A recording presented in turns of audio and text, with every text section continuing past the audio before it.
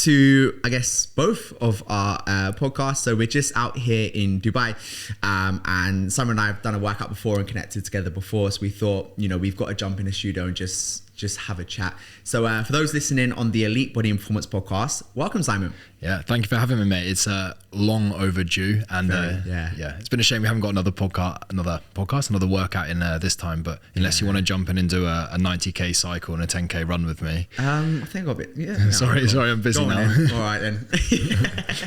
It's probably not due, but it's good to have you back in Dubai, and next time is definitely getting locked in. But no, this.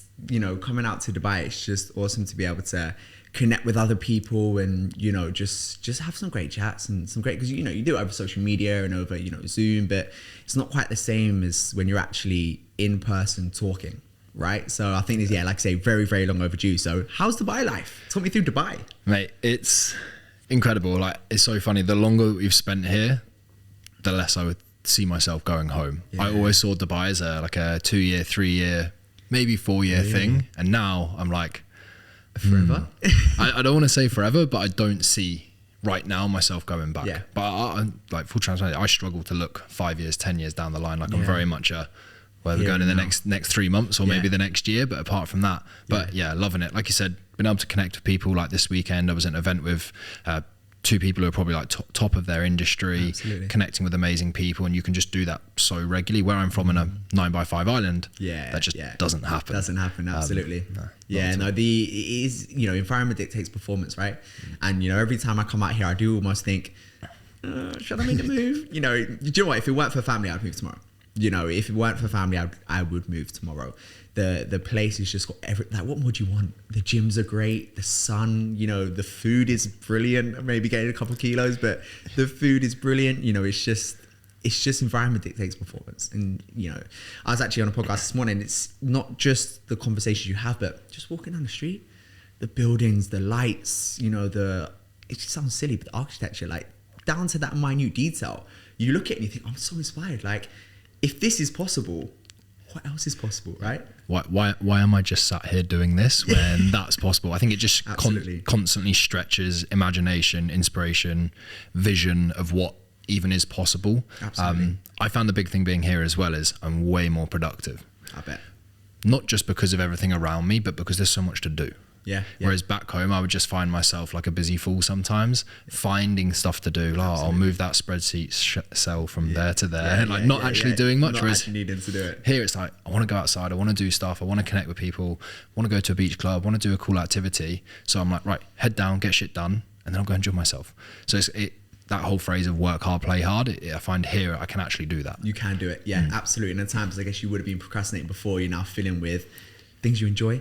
And I suppose it's freedom that I think out here you have, like, especially back in the UK, like there's just so many rules, there's so many things going on, there's a lot of busy foolishness, right? But I think out here it just seems like there's so much freedom, and I think as an entrepreneur, the one reason I guess a lot of people go down that path is a life of freedom. It's a life of running your own schedule. It's a life of being able to have more, optimal impact, and having that opportunity in Dubai to do it is insane. So I actually spoke to my missus, and we're thinking about maybe doing like a quarter, maybe 6 months. You won't go back. I know, that's it, Return flown, cancelled. Yeah. You know what, I was actually going to delay my stay. I've got a client shoot back home that I've got to get back for, but if it weren't for that, I would have delayed my stay, 100%.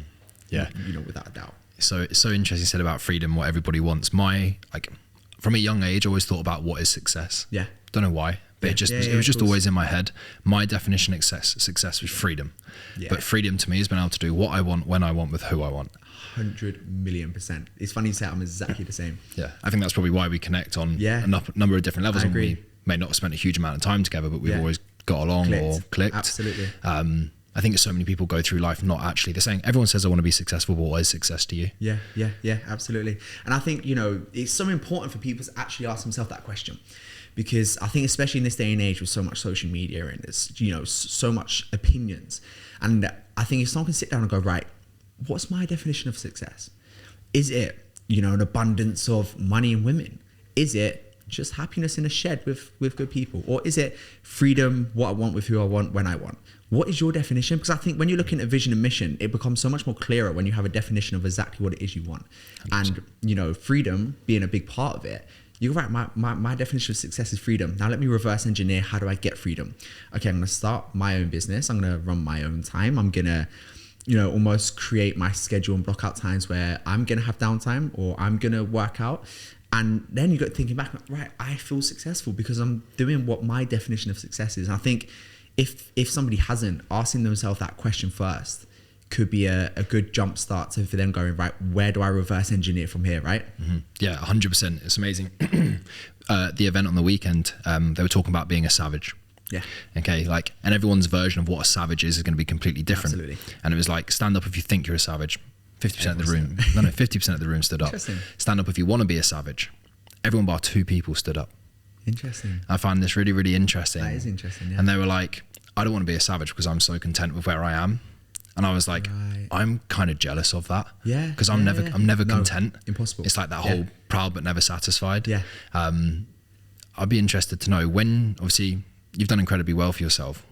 2 things. One, what keeps you going? Because I think so many people reach a level of quote unquote success. Absolutely. Okay. And then they go, oh, and they maybe come back down or they don't keep pushing on. Okay. Or on the other side of that, one, what keeps you going? Answer that first and I'll tell you the second one. Right. What keeps me going? Do you know what? That is such an interesting question because you want to say there's so many things. There's this, there's that, there's this, is that. But for me, I'm going to say impact. I think my goal, so I've set a goal by 2030 to transform at least 100,000 lives is a big thing for me. And I can't be content and I can't rest for a day because it's ambitious, right? It's not like you're just transforming 3 or 4, like it's a lot of people. And if I kind of film with myself, if I get too content or relaxed for a day, I'm now one step away from what I wanna do. And another thing that keeps me going is I kind of have like a really like strong vision of just being able to travel the world stress free and experience different cultures. And every single day that I'm not doing that, I'm not where I want to be. So until I get to the point there, and the goalpost will change. When I get there, it's probably gonna be somewhere further. But for now, that's the thing for me. And I would say what keeps me going is impact and freedom, and just continually chasing a version of myself that I see in 10 years. I think I can't remember the actor. I can't remember the actor's name, but he was at an Oscar and he goes, I got asked who my hero is, and I said it's myself in 10 years time. And then in 10 years time, it's myself in 10 years time again. So I suppose another thing that keeps me going is wanting to become that hero, and almost kind of looking at it as well and going, I don't want to die and then meet the person I could have, and I was fucking morbid for the podcast, right? And meet the person I could have become and it being a stranger. Like I want to meet the person that, was in the cards for me and going, fucking you, me, you're twins. Look at it. Hey, we're the same fucking person. I've done it. Thank God for that. I don't want to get there and go, wait, so I could have done that and I've done this. That scares the shit out of me. How about you? Mine's very, very similar. Mine's just like untapped potential or regret. I'm very similar. I don't want to look back and go, what if, should I? If buts and maybes. If buts and maybes. Yeah. Like leave everything on the table. Absolutely. And then like you have control over absolutely nothing in your life really, apart from the effort that you put into something. Amen. So my opinion is just go all in, keep going. And if the end of it doesn't work out, you can say you fucking given it everything. That's it. And if you can turn around and go, do you know what, it didn't work out, but I gave every ounce of blood, sweat and tears. I think, do you know what? I think I would be satisfied even if I don't reach the absolute height of what I set. If I can look back and go, you generally gave everything. Not I gave everything to make myself feel like, no, do you know what? You gave everything. Yeah. I reckon I could sit back and go, okay, I'm happy. I'm satisfied. Do you ever struggle with feeling like you're not giving everything? Every single day. Yeah, and it pisses me off. Me too. It really winds me up. I was speaking with Anna about this the other day, and then I have a battle in my head between like, am I giving everything or am I justifying it? Yeah. It's such a catch-22, and I think it's something that when you start to progress and then you almost reach burnout, and then you do have to actually slow down. I think once you hit that and come back and then move forwards, it's kind of in your head. Yeah. And it's a really hard thing to balance. 100%. And I think, do you know what? I recently hit burnout. And I didn't notice it properly until I actually had a ECG scan. And I just found all of a sudden like my heartbeat changed a little bit, and my watch was like, you got a new trend of average heartbeat. Anyway, so I took an ECG because I had basically I had like a concussion in football. Then I had a bit of a fit. So I went down to ECG and they said, you know, you've got quite a big change in heart. Like, talk me through your lifestyle and what you do. And they're like, we think it could be quite related to stress. We think, you know, if you're, and the thing is, I don't feel stressed because every day I feel free. But they say, you know, it could just be that you're always trying to do something. And then I kind of reflected and looked back and I thought, I'm always in a rush. You know, like even, and it sounds quite silly. One thing made me realize is when I play football, there's two boys from my local area that we drive up together. And, you know, as soon as we get in the changing room after the game, I'm in the shower, I'm out and I'm in the car and I want to go back. So I need to get something else done. Right. And then they're strolling out like 10 minutes after. I'm thinking, let's go. Minutes. Like, I could have done something. So I do think, you know, sometimes it can be, for me, a little bit toxic trying to, you know, almost, I've had to kind of reframe my mindset around it, because I think me thinking every second I'm awake, I'm not doing something super unproductive. I think it became almost like too much of a losing battle. Like, I'm setting unrealistic expectations. I need to be able to breathe and have downtime and relax. I think that's something I've practiced more recently and has made a big impact in my life. But before, it almost did become the point where I felt so angry with myself if there was a period of time where I didn't feel. And it almost kind of got me demotivated, because I thought, oh, if I'm not going to do it all, then why would I do anything, right? How about you? Yeah, very, very similar. I think it's, you also get to that point where that's served you for so long. Yeah. That all in, no other option, like fuck hard, get shit done, is literally served you to get you to where you need to be. But what's got you here won't necessarily get you where you want to be. So I think the biggest thing is then you have to realize that. But I think anyone who's looking at this and thinking hustle culture, blah, blah, blah, toxic, screw that. You've got to go all in. Yeah, you've got to drop the hammer. You've got to give yourself no other option but to do the work, and probably hit burnout and probably take it too far to then learn. Because I do think when you're trying to go from, say, 0 to 5, that's what gets you there. But what gets you from 5 to 10, 100 isn't the next step. So it's like, 100%. Go all in, learn about it. But I always have that little thing in the back of my head. But it's one of the reasons I have mentors, I have Kieran mindset coaches in my home to call my shit or go, no, you're doing the right thing. So now I think it's, again, comes back to what we spoke about at the beginning, that environment. 100%. And it's quite funny. I was actually speaking about that on the podcast this morning, about what gets you here, won't get you there. So we was talking about it from more of like, it was like a career perspective, but like a transformational perspective. And it's like, I was speaking with Vicky, who used to work in like a corporate world. And she was like, right, you know, I got quite far in my career, but hit a bit of a, you know, a break. You know, I neglected myself, if you will. And then to go to the next level, I had to cut back on my caffeine and I had to go to the gym again. I had to work on my health. And we're saying, what got you there? So if someone's experiencing a little bit of success, they're probably thinking, great, I've got 2 promotions. Like, I don't need to sort myself out. Like, this is working. Right, let's see how much longer you're going to be right there for. Yeah. Like, to get to the next level and break through that barrier, it's right, I need to change something. Something needs to push forward. And that for me was actually just breathing and having a little bit of downtime, because I'm sure it's exactly the same with yourself. Downtime is uptime. I know Kieran says it, you know, when I have it now, I'm like, oh my God, I'm so creative. I've got so many new ideas. What's going on here? Yeah. So what's your downtime? What switches you off? Do you know what? Honestly, Nando's in a movie. Mate, I'm the same. I'm exactly the same. I'm like, I have to switch on to switch off. Yeah. Whether that's be like this weekend, we're going playing volleyball. Just like good people, the right people, doing something that's engaging. So I struggle. If I just sit there, my head starts going about stuff. Yeah. Whereas if I can switch on to something, great movie or activity, if I just sit and like look at them, 100%. Yeah, slow down, smell the roses. I'm like, fuck the roses. My head's thinking. Yeah, my head's going. Yeah, no. So I also obviously do my resistance training stuff, but I obviously play football as well. That's downtime, and I also do Muay Thai, just because when you talk about being a savage, like, it's a savage bloody sport. So I do Muay Thai twice a week now, just because you've got no option but to switch on. Otherwise you get kicked in the head. And I see that as downtime as well. So I'm exactly the same. I've got like, my downtime is actually doing something. And, you know, obviously just, you know, sitting down with my missus and just talking, or, you know, maybe, you know, going cinema or going out for, I love to just go out for dinner. Like, I'm not one that would go to a bar and party and be out all night. Like, if you go out for a nice dinner, a couple cocktails, that's a nice switch off for me. Yeah, right? I'm exactly the same. If I have a load of drinks, I'm then thinking, I'm going to feel like shit tomorrow, and then I'm not going to be able to do this and this. Have you ever hit a point and is this it? No. Have you not? When you say this is it? Like a false summit.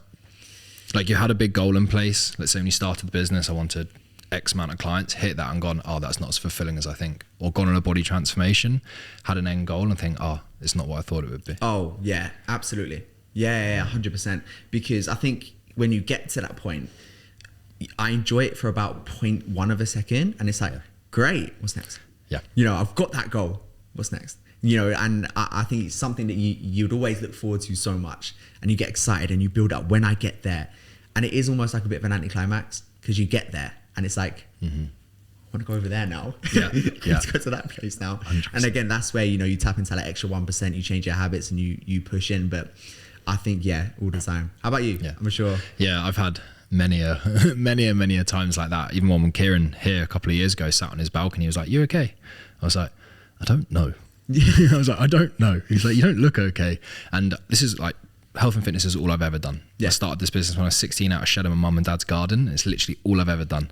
And I got a point, I was like, I don't even know if I want to be in the fitness industry anymore, because I'd achieved this goal and everything had happened, and I was like, but it's because all of that was just driven out of fuck you. Because I got told I wasn't smart enough, you can't spell, you're never gonna be able to do that, and it was fuck you, I'll prove you right. And I think then this ties back into what you said about vision, mission, what's next, that kind of where I'm going in 5 years, 10 years. Because if you constantly keep tapping in on that dark energy, that fuck you, that's what leads to burnout. 100%. I was exactly the same. I was 16 when I got my first gym apprenticeship.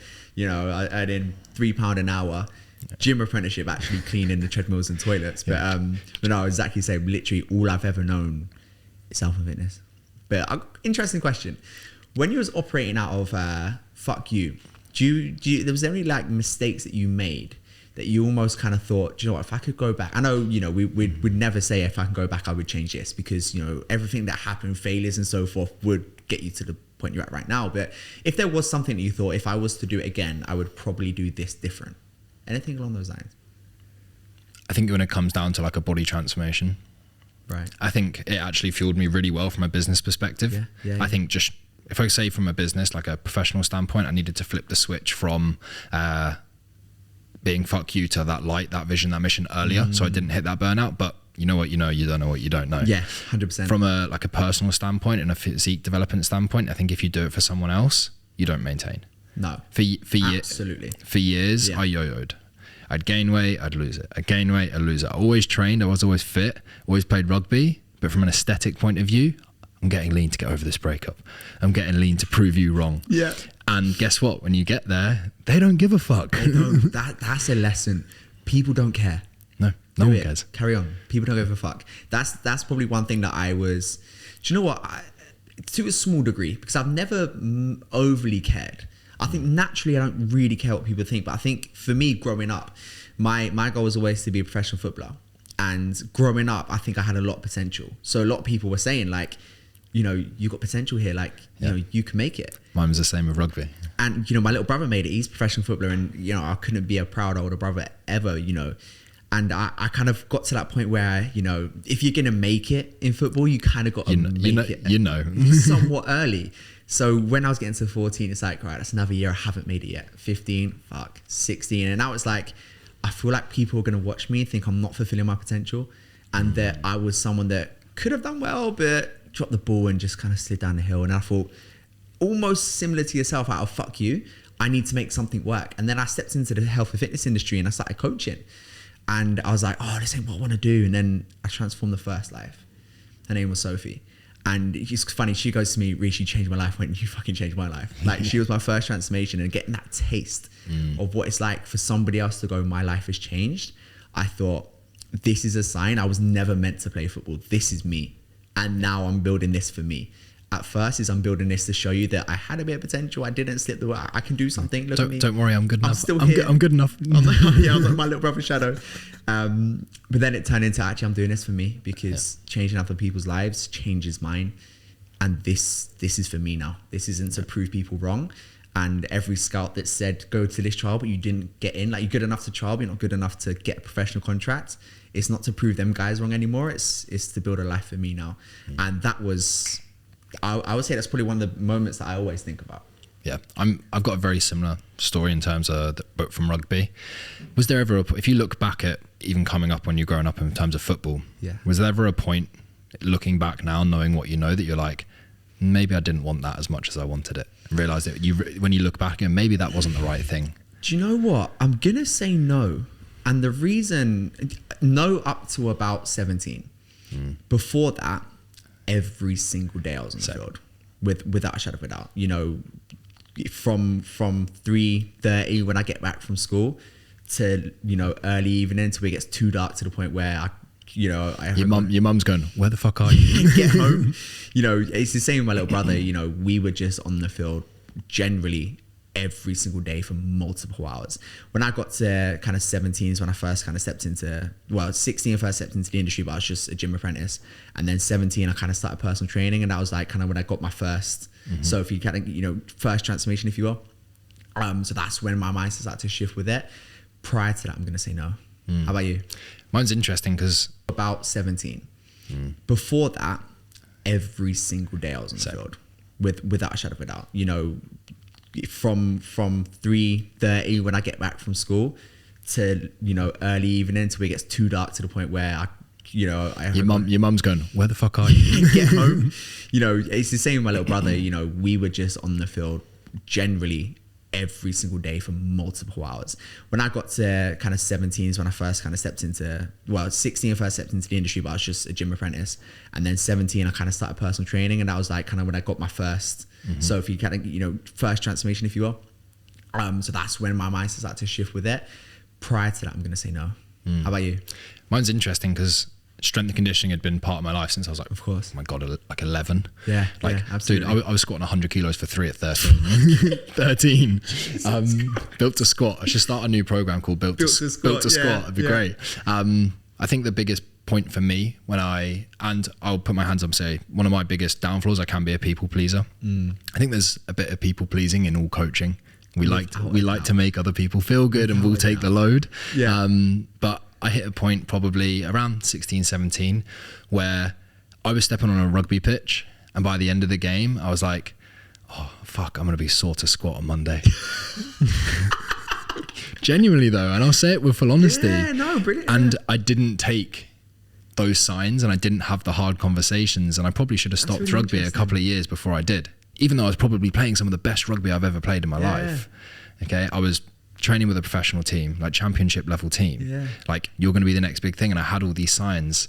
And I was like, I was enjoying the gym sessions more than I was enjoying being on the actual pitch. And I look back at that and think, I should have had those hard conversations sooner. Yeah, absolutely. Yeah. But do you almost feel like because you didn't have that hard conversation, you maybe learned lessons that you wouldn't have learned if you did? 100%. I've got I'm in contact with one person that I went to school with. All my closest mates are from rugby or through the coaching world. Yeah. I'm to a T exactly the same.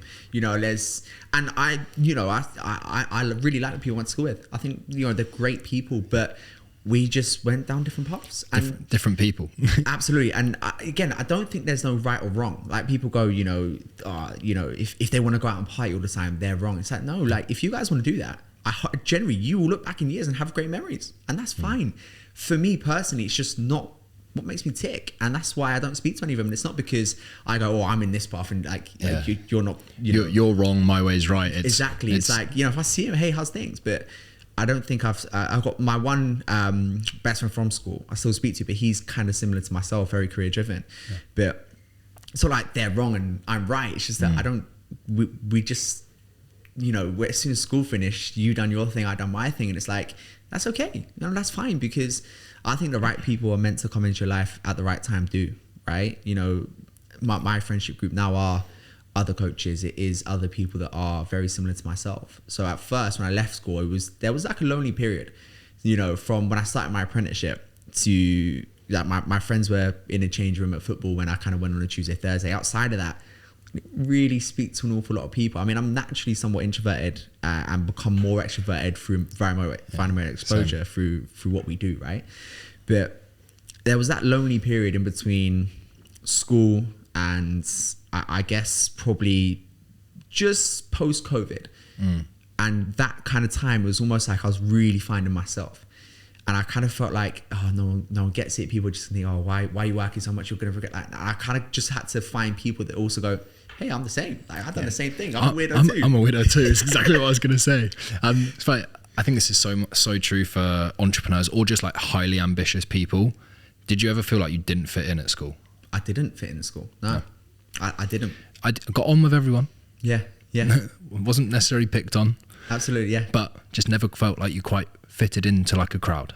100%. And, you know, I was like in the crowd because, you know, everyone who kind of played football for the school team was kind of like in a crowd. So I was like, I was in there, but on the outskirt of it. I was on the outskirt of it. Yeah. Like I was inside it, but I almost felt like an outlier. Like, am I meant to be here? Like, there's often times like, you know, I'm sure you know what it's like when you're in school and everyone goes out and you think, is my phone on do not disturb? Why no one asked me? Like, sure. Yeah. It's broken. Why is everyone at his party? Like, my invite didn't come through. My phone's broken. Fuck, I get a new phone. But, you know, I look back in hindsight and it was just that, I guess, similar to yourself, like, I kind of felt like I was not in that crowd. Like, I didn't really have a crowd. You know, like, it's weird. How about yourself? Yeah, I was exactly the same. Like I said, got on with everyone, but never felt like I was kind of like truly in. Didn't get invited to necessarily like everyone's party, blah, blah, blah. Yeah. But it's crazy. I think back now, and I think that's one of the best things that served me to do what I do today. Because I know how to communicate with so many different types of people. I can sit here and have a super formal conversation. I can also go down the pub with a load of rugby lads and shoot the shit and be a lad, if you know what I mean. Yeah. And you can also sit with someone who's a quote unquote computer nerd and have a great conversation. And I look back at it in hindsight now and my ability to be a social chameleon essentially. Is something that served me so well from a coaching point of view. Absolutely. I got asked a question when I used to PT and they're like, what makes you such good PT? I was like, within 5 minutes, I'll learn what makes you tick. Yeah. And I'll make you do I'll make you do the things that you don't want to do without having to fucking scream at you. 110. Joe, that's actually really, really funny you say that because I've always found it's been very, very similar. You know, almost, and it's a skill, and it's a very good skill that comes, I think, practically. It's not like a theory-based skill that you can Can't teach it. Read a book. Can't teach it. You have to practically be in those groups where I guess you feel, what the fuck am I doing here? And then almost kind of adapt. Because I always say like the human's greatest ability is adaptation. Whether you're in a new social group and you can adapt fast, whether a client's got a problem and you know how to adapt quick, whether you get that question on the spot that would usually throw you off, but you can adapt fast. You know, for me, the skill, if you say what's one skill you would want to be unstoppable at, it's the skill of adaptation. And, you know, that could be adapting to a new level of business that you've now stepped into. It could be adapting to, you know, a new client issue that you've never faced. I think adaptation, and I think that comes back to being like almost like a bit of a social chameleon and being able to adapt to a different group, think quick, and find a solution. And I think that's such a great skill to have, right? Yeah, 100%. When was the last time you adapted to something? Last time I had to adapt, I mean, you know, every day in business, but I mean, subconsciously we're adapting on everything. I mean, right now, you know, we ask each other questions. It's adapting to the question and finding a response, right? So the last time I adapted was about 3 seconds ago. But no, yeah, in regards to like an actual adaptation, like a bigger adaptation, I would probably say more recently when it was a bit more of a business shift. You know, like we have adaptations every day, but I mean a bit more of a bigger shift. So not just a shift in program name and who we coach, but also a shift in personnel within the business. So having new staff members in and almost adapting to, right, how can I incentivize? How can I make you tick? How can I help you? And how can I be of service to you? And kind of understanding that everything is my responsibility. Before that, it's kind of like, if I hire this person, they get that job done. It's like, no, I hire that person, I get the job done, and I show them, you know, if they don't perform, my responsibility. I think that adaptation was the most recent. Jocko Willink, Extreme Ownership. Yeah, have you read the Extreme book? Ownership. I haven't, but I've heard it. Great book. It comes down to like this: everything is your responsibility. I can really relate to that. So many times I've hired someone to do a job, and I'm like, great, that's done. It's off my plate. Fantastic. 2 months later, why the fuck am I not getting any calls booked? Yeah, absolutely. What about you? When did you say is the last like big adaptation, if you will, you had to make? There's one phrase that has always stuck with me, and this is from working for Kieran, and for some reason this has just gone like nuts. Everyone now knows me for this. Like a lot of people know me for this phrase. It's don't fuck with a sausage machine. Yeah. Okay. Right. For those who don't know, don't fuck with a sausage machine is like, if it's working, don't change it. And this can be said for everything: business, personal life, professional life. Not broken, don't fix it. Not broken, don't fix it. Absolutely. I like building. I like creating. Never thought I was a creative person, but I am. Okay. Yeah, absolutely. And when things are going well, and you get space, this is why I said I struggle with downtime. So I have to switch on. I'll start thinking about different ideas. Absolutely. Like, oh, how can I do this? How can I do this? And it's just, the biggest thing is keep the main thing the main thing. For example, if you had a sausage factory that made amazing sausages, don't fuck with a sausage don't fuck with a sausage machine. Okay, you might go and you tweak and fine tune, but you don't fuck with it. If you're on a diet and you're losing weight consistently, you're not also going to slash your calories or change your step target, all these things. Keep going. It couldn't be more true. And it's like, I think that's a mistake that people make from a transformation perspective. Shiny objects. Yeah, I've been doing this program for 4 weeks. Should I do that exercise over there? It's like, mate, look how much progress you made. Yeah. Don't change it. Keep doing it. Keep doing it. It's success leaves clues, right? If you're doing something that's leaving success and breadcrumbs or things that are going really well, don't fucking change it. Just keep doing what's making you successful and what's working. And a lot of time people go, well, I say they never said it, but you can probably imagine people go, what do I need you for then? It's to stop you from fucking doing that. Stop you from changing it. That's what I'm here for. Sometimes it's to give you a kick up the arse and push you forward. And actually, sometimes it's to protect you from yourself and hold you back. 100%. Yeah. I think, again, it's a skill. The ability to pull just as much as you push is so important. And that comes from a perspective of, I guess, work and so forth, but also a perspective of recovery. Sometimes just pull, sometimes just chase a bit of pump, sometimes have a rest day. These things are important, right? Yeah, 100%. I found that so hard going into Ironman prep at the moment, actually saying, no, I'm not going to weight train at the moment. I'm a little bit of me inside dies. Can't squat. I'm can't squat. I'm at Kirk's event on the weekend and did squats at 40 kilos. My arse has been in bits because I haven't trained legs in 8 weeks. Jesus Christ. I suppose you can't, can you? But I'd love to know, let's talk about that. So what was the motivation to start Ironman prep? Because it's not like you're trying to get a 5k PB, right? Ironman prep is Ironman prep. So why not do that? What was the motivation? From a rugby background, if you'd asked me to run a 5k, I probably would have told you to do one. I was length of a pitch. I was always quick, always fit, always healthy. Played sports since came out the womb pretty much. But didn't like endurance training. Yeah. But the biggest thing, I am a crazy competitive person, whether that's against others or against myself. I just like progressing. My top highest value is just progress, whether that's personal, professional, physique, performance, whatever it might be.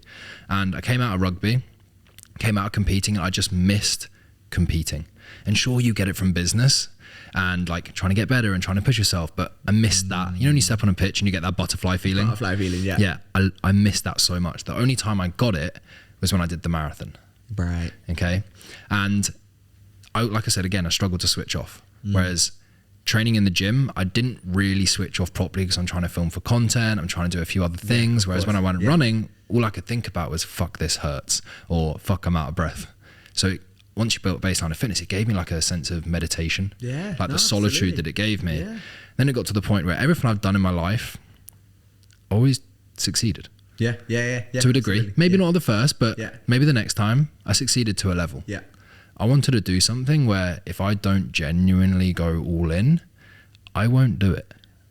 Physically, I love that. An Ironman, if you do an Ironman in sub 13 hours, you're doing well. You're doing really freaking well. Okay. Good job. 13 hours. 13 hours. But it's true, right? Yeah. If you don't train, you don't tick every single box. Yeah. Even in the race, if you don't keep every hour nutrition on the spot, you won't do it. And running, all I could think about was fuck, this hurts, or fuck, I'm out of breath. So once you built a baseline of fitness, it gave me a sense of meditation. Yeah. The solitude absolutely. that it gave me. Yeah.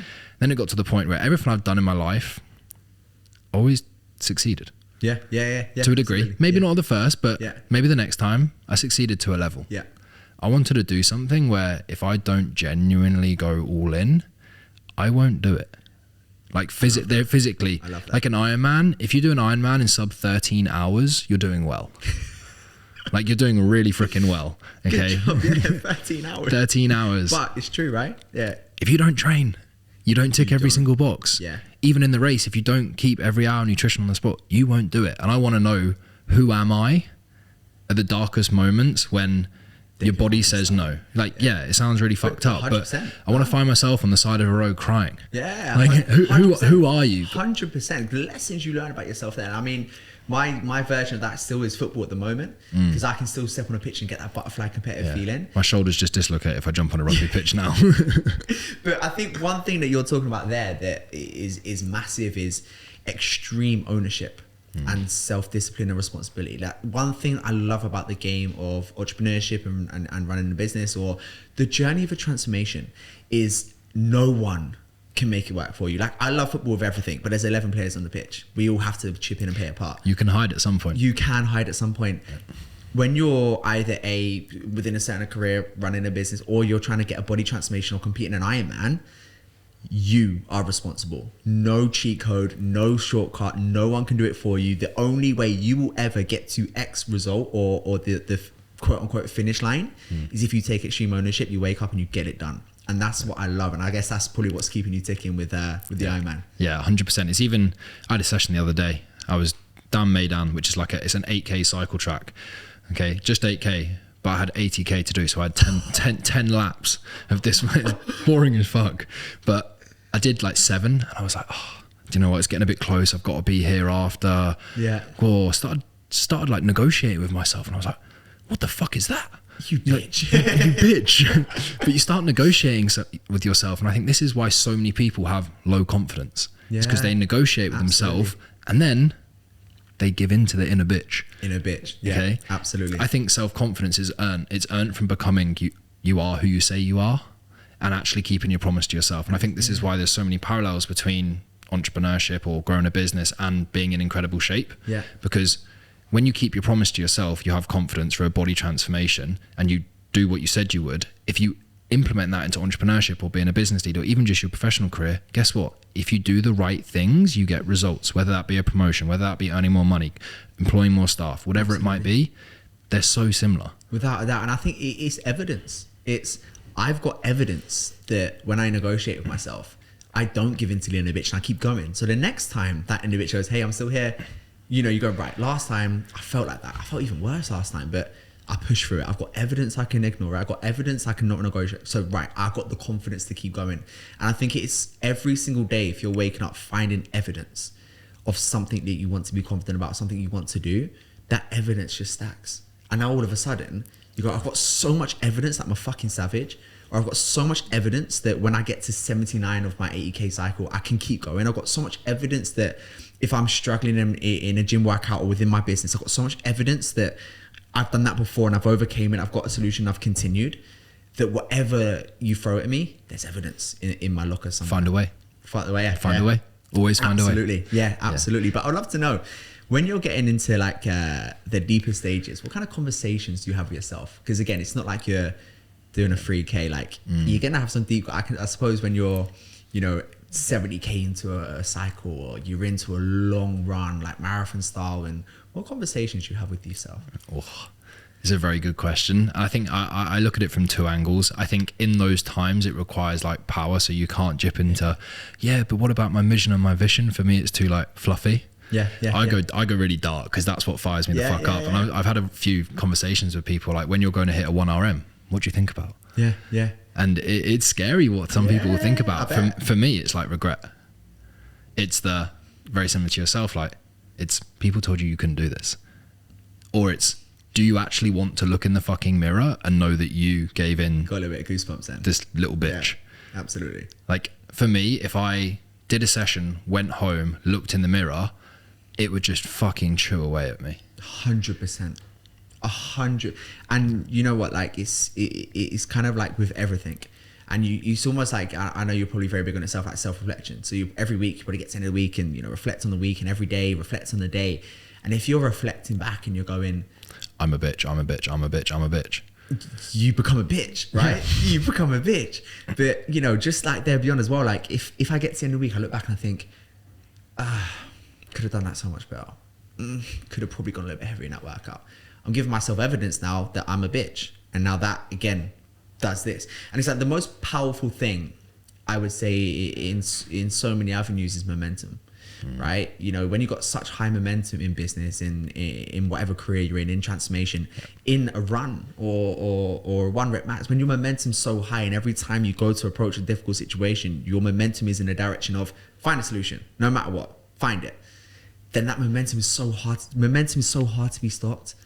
Like, I bet you have it where, like, you're saying like with flow state, or like when you're running, it's kind of like 3K in, 27K. What the fuck? Yeah, like 100%. your momentum was so high that you just don't think about pissing, shitting, sex. You don't think about nothing. You're just in flow state. And I think, you know, finding the evidence of you being able to do it in any regard, and then using that evidence to build momentum, and then adapting when it's needed, are three things that I think are non-negotiable. If you've got those three, you can't fail. You literally can't fail.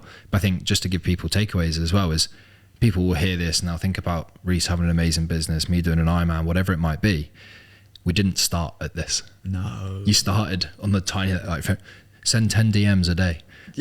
Like, started that simple. It started with like, hey, plan your food out for this day so you know what you're eating. Absolutely. It started, go do 10K steps. And then once you've got momentum, you knock down one domino, and eventually it's like a fucking tidal wave and you can't stop it. Yeah. And you feel like if I went, Reese, run through that fucking brick wall, you got sound, let's go. Because you've got so much proof and evidence and momentum that, hey, I've done everything to this fucking point. I've got no reason that I can't run through that brick wall. Absolutely. And I think, you know, you actually touched on something really powerful there. And it's people that maybe might look at you finishing an Ironman and going, oh yeah, but that's Simon. He's a savage. He can do an Ironman. But you know, your first 5K weren't like that, right? You know, it's like the journey of 1,000 miles started with a single step. You know, if we look like from a business perspective, I was cleaning toilets at £3 an hour at Solent Fitness, Orpington. You know, and cleaning treadmills, and every now and again taking legs, buns and tums. Yeah, I was training my mum's best friend out of shed in my garden with York adjustable dumbbells. Yeah, absolutely. But you've got to start somewhere, and I think people almost look at the mountain. I think, oh, that mountain's too high. Just take step one. Just you know, I see a clip the other day from someone who got asked the question, "What's your advice to overthinkers?" And he goes, there's these two people, they're in a forest, right? And he goes, you know, the person goes, oh, that forest's so dark, I can't see the path, I can't see my way out. And the guy goes to him, right, can you see your next step? Yeah, I can see my next step. Great, then just take that. Can you see your next step? Yeah, I can see my next step. Take that step. All of a sudden, I can start to see that light now. I can start to see the way out. And I think it's exactly the same. People look at the mountain and think it's too high, but if you just cut back on those calories, maybe just 1 week. Maybe you go to the gym once more. You just start to build momentum and evidence. I'm there, right? So I think that's a big thing that you touched on. And I don't know what your opinion is. I'm sure it's the same. 100%. There's I spoke to an ultra marathon runner not that long ago, and we were talking about it, and we were like, why do people stop? Why do people give up? I think that's harder to do. Yeah, for me, that would be harder. And most people, I think anyone who's entering that, I think it would be exactly the same. It's like, why do people give up in a body transformation? Why do people give up in a business?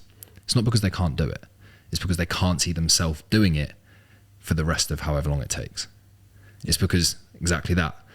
They can take another step, because you can always move 1 inch forward, 2 inch forward. Even if you had to fucking crawl, you can do it. You can do it, yeah. But they can't see themselves doing that for the next 5 hours. Absolutely. Or they can't see themselves continuing to do this with clients for the next 10 years. Or they can't see themselves tracking food for the next 3 years. Absolutely. So it's about understanding that everything has an end date. Yeah.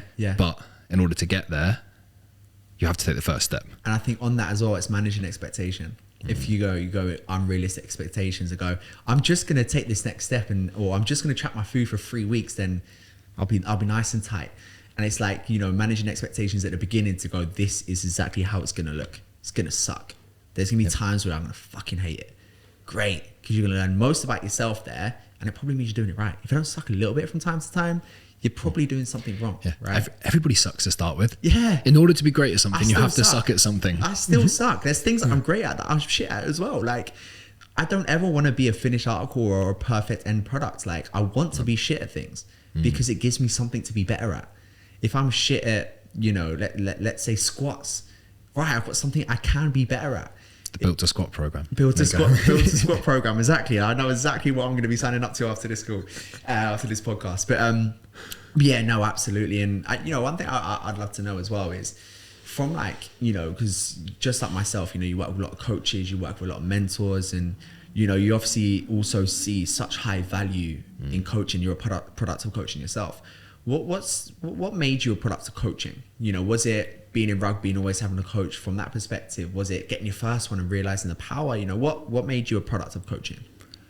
I've had coaches since I came out of the womb. I was playing 15 hours of tennis a week at the age of 7 or 8. Yeah. It's literally I've always had coaches. I love my mum and dad; they're absolutely amazing. But my role models have always been coaches. Yeah, for sure. So I've always had that figure who's kind of helping me make more progress and helping me limit the amount of fuck ups. Yeah, absolutely. And I also realized, like, I had those coaches in rugby and tennis and all these different things, strength conditioning, but when it came down to business and the first time I invested and actually got out the comfort zone with the investment a little bit as well, just a little bit, it 10x'd every single result that I possibly could. Like, I could look at the progress that I've made even within my business in the last 3 years. For 9 times out of 10, for someone probably wouldn't even be able to achieve that on their own. Yeah, but I managed to do it in literally a tenth of the time. Yeah, what made me a product of coaching is investment, hard work, and evidence. 100%. It's quite funny you say that about like investing like a big chunk. I remember my first. If you pay attention. You pay attention, and I fucking paid attention. You say that again. Me too. My first investment, it was £750 into a mentorship. It was a 10-week thing. Yeah, mine was similar. At the time, that was the time I was earning £3 an hour, £3.20 an hour as an apprentice. So I obviously couldn't afford it. So I went to his name was Ajay. I went to the owner of the gym. I said, "Would you mind if I have an advance on next month's payment?" So I earned about $550 a month, and I just said, "Hey, look, would you mind if I had an advance on next month's payment? Just 50%. I want to invest in this mentorship." And we had a great relationship. He looked after me. He was like kind of my first mentor, and he said yes. So thereafter, I was earning like, $250 a month because I constantly had to get advances. But my first investment into a coach I couldn't afford. And it was so scary. Like, I was so scared because I'm earning £500 a month. I've had to take $250 in next month's payment to then go towards the £200 savings that I had at the moment. Then I had to scrape everything else together to try and find a way to pay $750 at 16, 17 years old to this mentorship. And it was the most scary thing. But I knew from having coaches within football my entire life, it will pay dividend. Whether it's a shit course or a great course, I will learn something that I will take away. Even if it's not what not to do. What not to do, exactly. That's another thing checked off that you don't have to do. Exactly. I say the only time it's not an investment is if you don't do the work. I had this amazing quote, and it's actually one of my best performing like Instagram posts ever. It was like, if you're a lazy fucker, everything's a scam. I like it a lot. So clean cut. Yeah. But you speak to so many people, that doesn't work for me. That's a scam. That's a load of shit. It's because you don't do the fucking work. 100%. 100%. And people, I think that, when people are so skeptical all the time, and don't get me wrong, there is shit coaches out there, but when people look at everything with, oh no, that's too good to be true, or that's not true, or that can't be true, it probably is the fact that you go, it can't be true, or I can't make it work. Which one? So most people don't invest not because they're scared of the investment, because they're scared that they'll fail and then seen as a cost. Absolutely. And I think failure is one of the biggest beauties that you can have. I love failing now. Yeah. Didn't used to. Because, when you fail, you learn, right? Like, if I fail the way I see it now, and I never used to see it before, but if I fail now, I go, right, didn't work out, but I now know something that I didn't know yesterday. Don't do that fucker again. Right? Like, it's like, you touch a boiling hot kettle. Oh, fuck, I'm not going to touch it again now. I've learned. But if I didn't learn, then next week I'll probably touch it again. Touch it again. Exactly.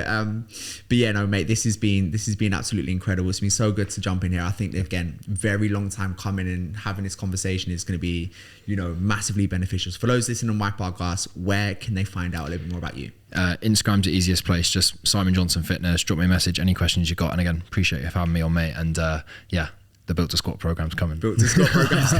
Guys, thank you so much for tuning in, and we will speak to you soon. Boom. Amazing. Thank you very much. God, the clap before was more enthusiastic. Now I'm just too excited. Yeah.